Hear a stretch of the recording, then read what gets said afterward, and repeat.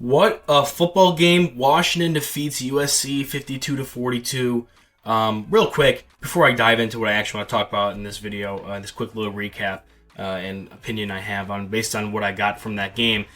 Shout out to me. Great night of sports. Sabres won, Nuggets won, Huskies won.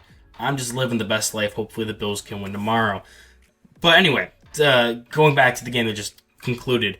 Huskies come out 52-42 as the victors. Caleb Williams played spectacularly. They showed him after the game, like crying. I think it was his mom in the stands. Really just a tough loss for him. He really put everything he could out there. And this has been a kind of an opinion that's been gaining traction a lot over the past week, especially when Dane Brugler put out his initial big board, and the top 50 had like 5 quarterbacks in it, and one of the biggest things was like Drake May was QB1 over Caleb Williams. And I just made my QB tier list, and I'm pretty sure I got a comment on there saying, like, hey, Drake May is over Caleb Williams. Caleb Williams isn't a top quarterback. I've heard that as like an opinion now from people just in my life passing by. Oh, Caleb Williams isn't all that. He's talked out to be, the media is just making him out to be this great quarterback as opposed to actually earning it. Drake May is really the quarterback one. And I just hope that everybody who believes in that or thinks that, who watched this game, now can kind of put that opinion to rest. Like, if you watched this game and genuinely thought Caleb Williams was not quarterback one in this draft class, then I need to sit down and have this, like, a genuine deep conversation with you, because I need to understand where you're coming from with this, because that game was ridiculous. And I was a fan of the opposite side, and I can admit that that man played out of his mind. Like, I was frustrated. The amount of sacks he was able to escape from, the creativity on display, the arm talent, it was ridiculous, and it opened up the run game for them. Now, I know Washington's defense has been kind of suspect against the run all year, but still, like, the fact that Caleb Williams was doing Caleb Williams things that only he and a few other people living on this planet right now can do was evident throughout this entire game. He really put his heart and soul out there. His defense is not helping him out a lick. He had some bad drops from his receivers, really, back-breaking penalties. And while I'm happy that my Huskies did come out with the win, I can sit here and confidently tell you that Caleb Williams was the best quarterback on that field during that game, and that he easily cemented himself with this loss and the way he played in this game as quarterback one of the draft class. Like, I don't even need to go watch the All-22 of this game. I mean, I probably will, just because it's a Husky game, and I get like Brendan Trice's stuff. I'm going to want to rewatch what Caleb Williams did.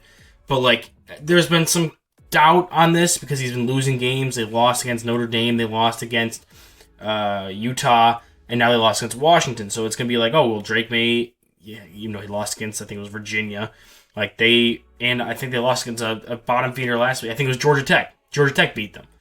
Like, Drake May has had some bad losses too. And he didn't look fantastic in South Carolina. Now you can argue that Drake May was adjusting to a new scheme, whereas Caleb Williams is still in that Lincoln Riley scheme he's only played in his entire college career. And I'll accept that.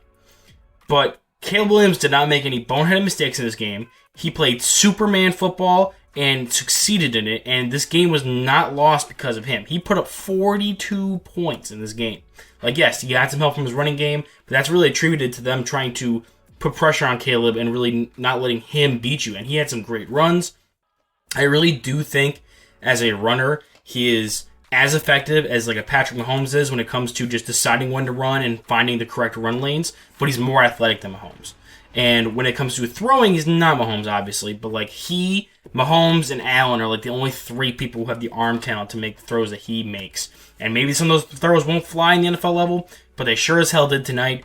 And I do think that someone of his caliber will be able to make that work at the NFL level. So some people might think it's backyard football. It's not, it's going to be new Johnny Manziel. It's not going to translate to the NFL level. This kid is tough. He loves the game of football, and unlike Manziel, who didn't really make it his priority, I think that like this guy who comes in and plays this like off the wall style of football is going to be able to make it translate. Like, if Patrick Mahomes was Patrick Mahomes in college, like he is now, he would have looked like Caleb Williams.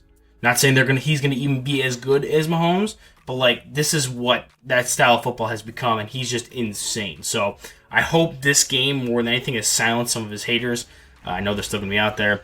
But yeah, this game confirmed to me that yes, it's concrete. I'm never going to doubt it again. I got like a 1% doubt that I was wrong about the whole Caleb Williams QB1 thing, but after this game, absolutely not. So tell me what you want to say, I guess, about Caleb Williams, if you agree, disagree. If you think this game was on him, it wasn't. And if Caleb Williams isn't your quarterback one, why is Drake May your quarterback one? Or whoever else you pick. I've been getting a lot of Jaden Daniels talks, like how he's actually way better than I'm giving him credit for. So who knows? Maybe some people think he's QB1, but that'd be crazy. Yeah, that's going to be it for this. I have some more college football. I'm going to watch Oregon State after this, and I'm going to maybe record a couple videos, do some homework probably. And yeah, I'll get back on the grind. So thank you everybody for the support on the last video, and I'll catch you guys in the next one.